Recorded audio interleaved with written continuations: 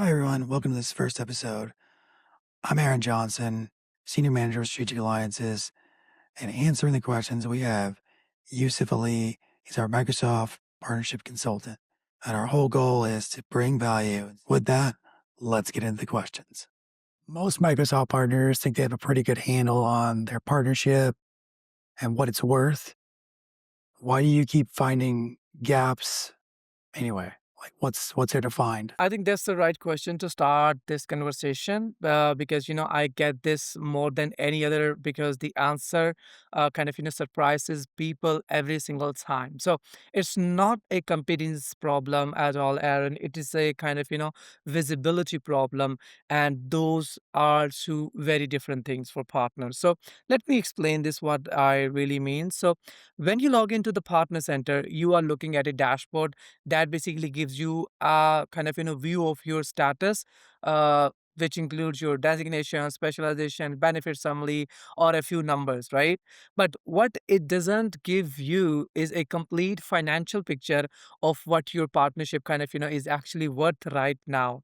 So because obviously that picture is spread across four separate systems, and partner center basically doesn't unify all of them. So you've got partners who are genuinely doing good work, real customer deployments, also like real Azure consumption. They've got real skilling investment, and still they don't know what they are actually collecting versus what they are qualifying for, which is obviously are two very different numbers. So I have been doing this for the last 5+ years, worked with 200 plus Microsoft partners globally, and I can tell you, Aaron, that almost every practice I sit down with believes they are in decent shape, right? Most of them are right that they are not doing anything wrong. Where they are wrong is basically thinking that doing nothing wrong means they are basically collecting everything they have earned from Microsoft. So the gap between not leaving money on the table through negligence and actually capturing full partner value, that's the blind spot for the partners. And across all the diagnostics we have run here at ISSI, partners are consistently sitting on between $50,000 to $500,000 in incentives. That includes credits and earned benefits that they qualify for, but they haven't claimed it yet. So before we get into the detail by the end of this session, I am going to tell you how to find out exactly how much your practice is leaving on the table. Not a rough estimate, basically a number from a structured diagnostic that I have run for over 200 plus Microsoft partners. So stay with us on this topic. Walk me through what a Microsoft partnership actually looks like from a value standpoint. Where's the money supposed to come from? Let me give you the map, the overall map, because most partners are working with a partial version of it, and that partial version is exactly why the blind spot exists till date. So there are four systems inside your Microsoft partnerships where financial value sits. Okay, so most practices are basically engaging with one, maybe two of them. Well, and the top 5% of the partners genuinely extracting maximum value are the ones who are operating across all four. So this is let me walk you through them one by one. So the first one is your solution designation and specialization status, right? So your basically designation tier directly affects your incentive rates, your eligibility for high value programs, and whether Microsoft Fields team even want to engage with you. It's the foundation everything else is built around. Okay, and the second one is customer work attribution, which is obviously how Microsoft actually knows you are the partner responsible for delivering value to your end customers. And there are three separate mechanism for the customer attribution. First one is called PAL for Azure and security, CPAR for modern work and dynamics, and deeper for certain EA scenarios. And obviously if your customer work isn't attributed correctly, Microsoft can't see your role in it as a Microsoft partner, which has obviously direct consequences. We will get into this later. And the third one is MCI funding, which is very, very important. Obviously, the abbreviation goes as Microsoft Commerce Incentive Program, where basically Microsoft pays partners directly for the customer outcomes that they are producing deployments, including migrations, adoption activities across M365, Azure, security, and business application. So I would say, Aaron, like a real money tied to real work partners are already doing. And the fourth one is the co-sell and the marketplace activity deals that close with Microsoft fees involvement. Okay. So the transactable listing that enterprise customers can apply against committed Azure spend, which is the pipeline most partners are not accessing even when they technically have a listing in-house.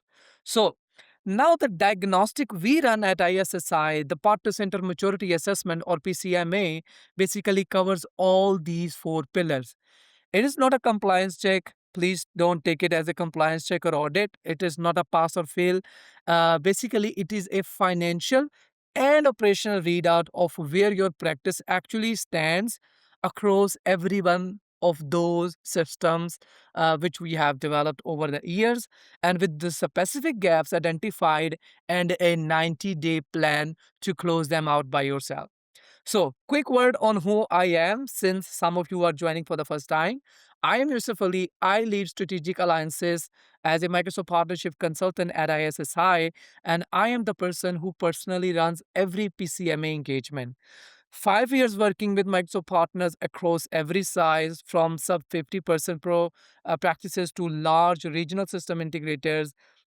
And believe me, this diagnostic is built on what I have consistently found across all of them. So, with that context, let's get into where the gaps actually live. Most practices are closer to the next designation than they think. What's what does that actually mean?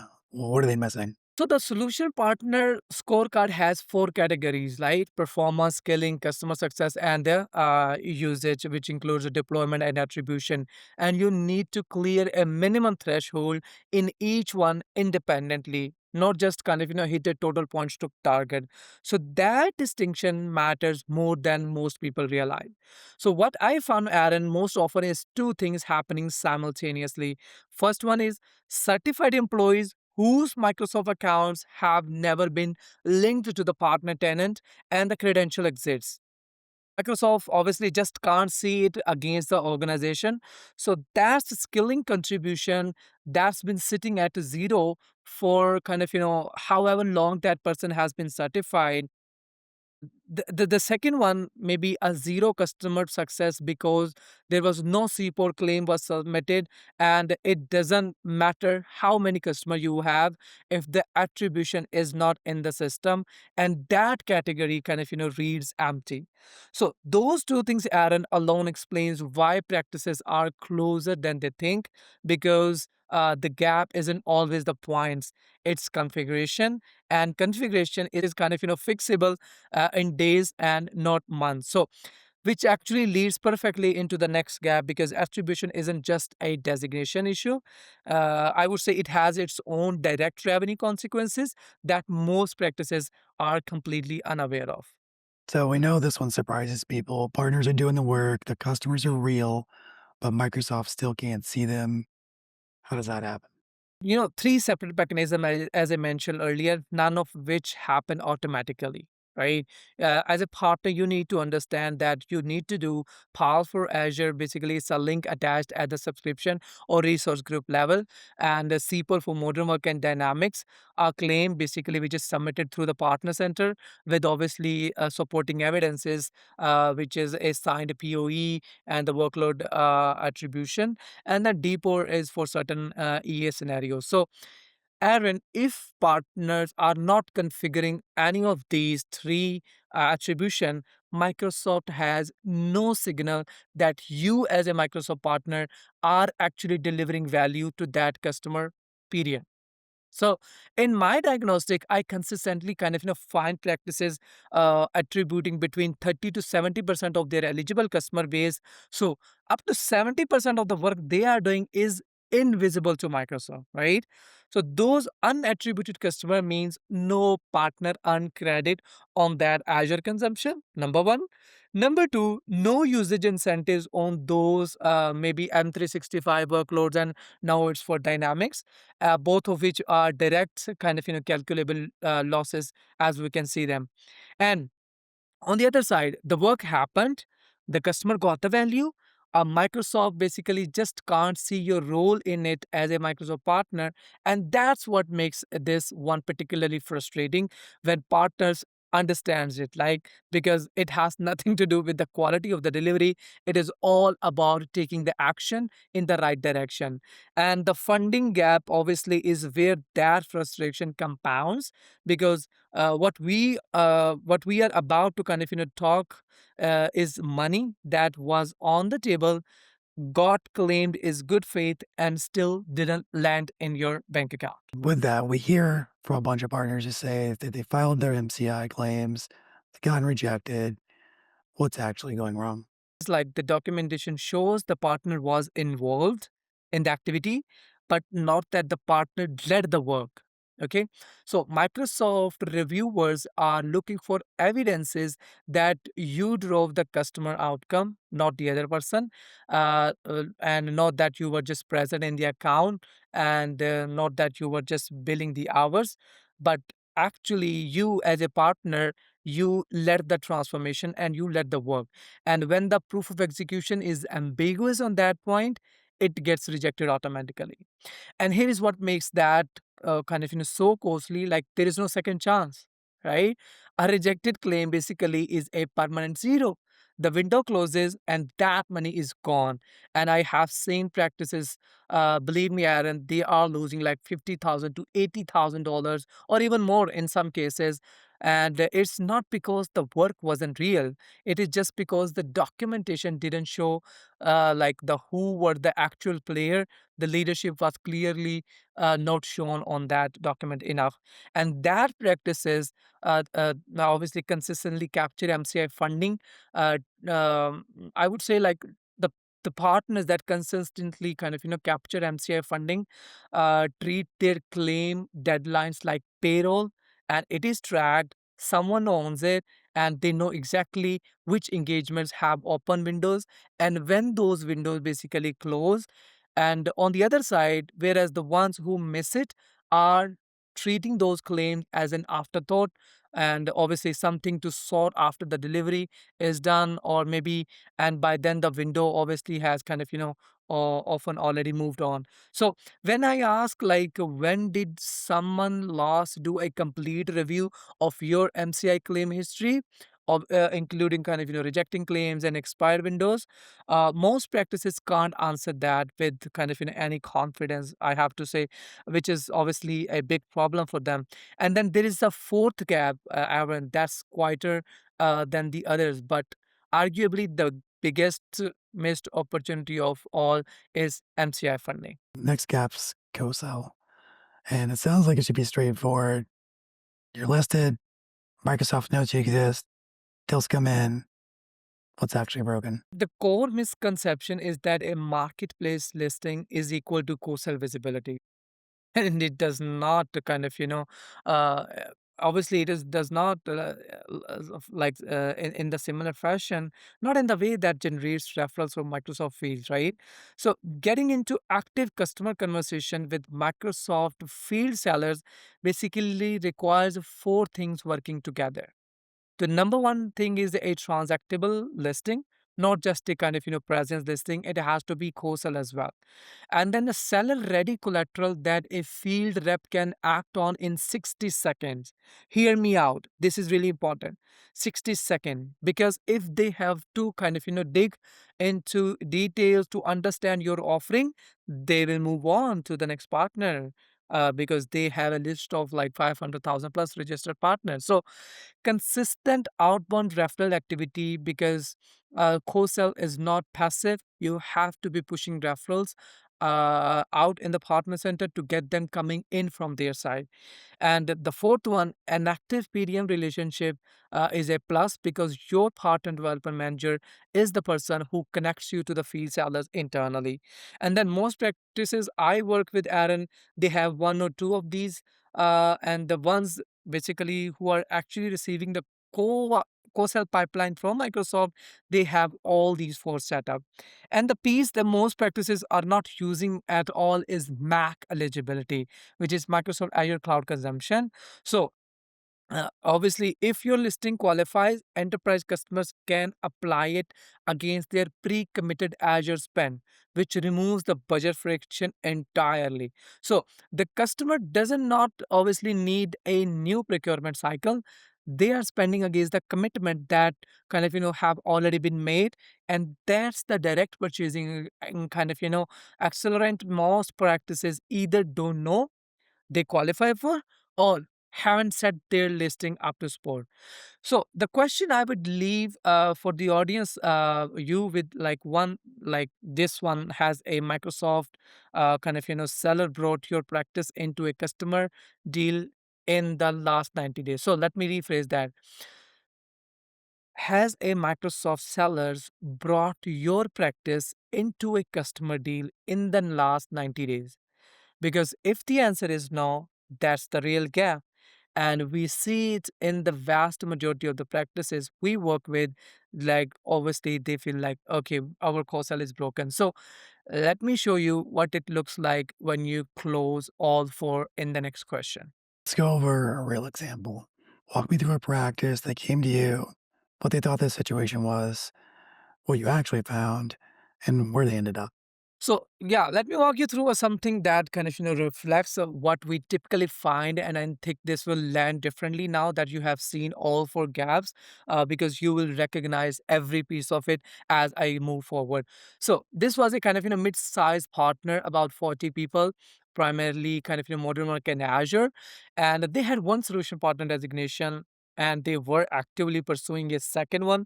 Believed that they were in a reasonable reasonably good shape, billing strong.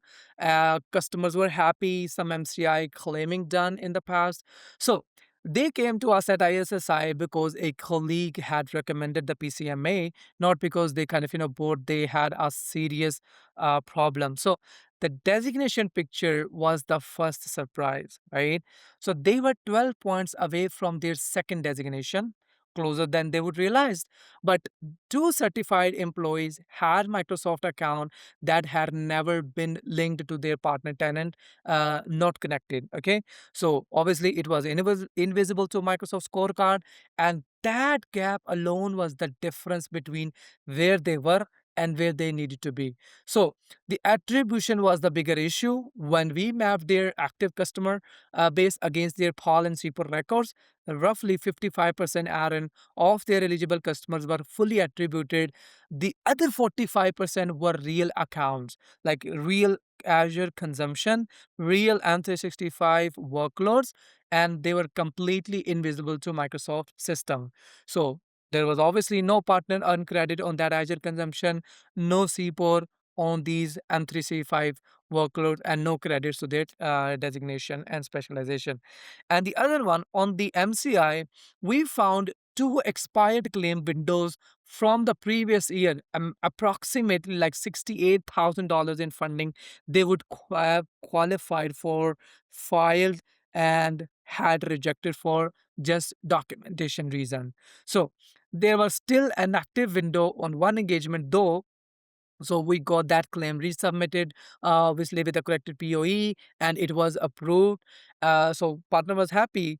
And then if you talk about the co-sell, they had a marketplace listing and had never received a referral from a field seller listing. Why? Because that offer was not co-sell ready. Collateral was written for a procurement audience, not a field rep. So overall, the 90-day plan addressed all four areas, like link the employee profiles, ran a C4 catch-up submission across the unattributed customer base, and then we fixed the marketplace listing to make it co-sell ready. We rebuilt the one-pager to be field ready and got their active MCI claim approved. So total value recovered from PCMA or unlocked in the first 12 months were approximately $180,000, and out of which $68,000 was just the MCI recovery, and the partner earned credit now being earned on previously attributed Azure consumption, and the incentive uplift from the second designation was also there. So in a nutshell, they didn't have a competence problem, right? They just had a visibility problem, and the PCMA put a number on it, which is exactly what I want to help all the partner listening to this workshop. If someone's watching this, then they want to know where they stand. What's the move? Think back to the four question like I left with you across the gaps. Those were not obviously theoretical. So number one is, do you know what's sitting between you and your next designation or specialization milestone by category? Second, what percentage of your eligible customers are fully attributed right now? Third one would be like, when did someone last review your complete MCI eligible history plus claim history? And then the last one is, has a Microsoft seller brought you into a customer deal in the last 90 days? So most partners, I would say, Aaron, watching this can't answer all four with confidence. And that uncertainty has a cost that's been accumulating quietly, I would say, probably for months and months, possibly longer, right? So the PCMA puts a number on it. In 7 business days, you get a complete picture across all four areas, which includes designation, specialization, then customer attribution, MCI funding, co-sell readiness, and being ready to become a frontier AI partner. So with specific gap identifies and a 90-day action plan with assigned milestone, one readout with me directly and no noise. So it's just like $4,000, and in every engagement I have run the gaps we find are worth significantly more than that, usually within the first 6 months. And the link to book directly with me is on your screen, and I would suggest doing it before the AMCAPS announcement in July, because FY27 is going to bring changes to some of these underlying programs, and you want to know exactly where you stand under the current structure before the goal posts move away. Is this worth it for smaller practices, or is the PCMA built for larger Microsoft partners? It's a fair challenge, and I want to answer it directly. The four gaps don't have a minimum practice size, period, right? Attribution configuration gaps happen at like 10 people, and it can happen to 500 people as well. And then all unclaimed MCI funding sits in small practices as much as large ones, and sometimes more, because smaller practices have less dedicated program management resources watching the claiming windows carefully. And that designation blocker don't care how many certifications your org has paid for. If they are not linked to the right tenant, they don't count at all. So what I would say is the PCMA is most valuable for practices where someone is making real decisions about like where to invest in skilling, in customer acquisition, in marketplace. Because why I'm saying that, Aaron, this diagnostic doesn't just tell you like where the gaps are.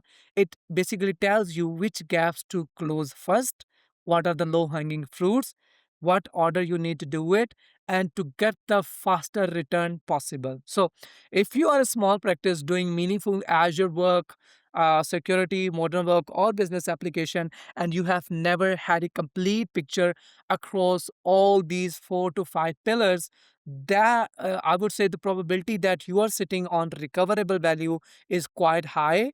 And I haven't run a diagnostic yet where we found nothing. So that is my claim. So here is where we are. So you have seen the four gaps.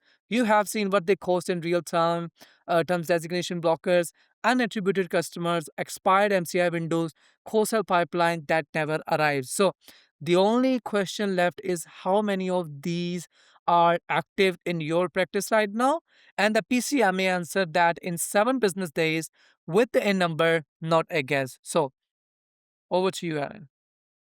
Thanks, Yusuf, and thank you for watching. This is only one episode of many that we plan on doing once a month, different topics, deeper dives.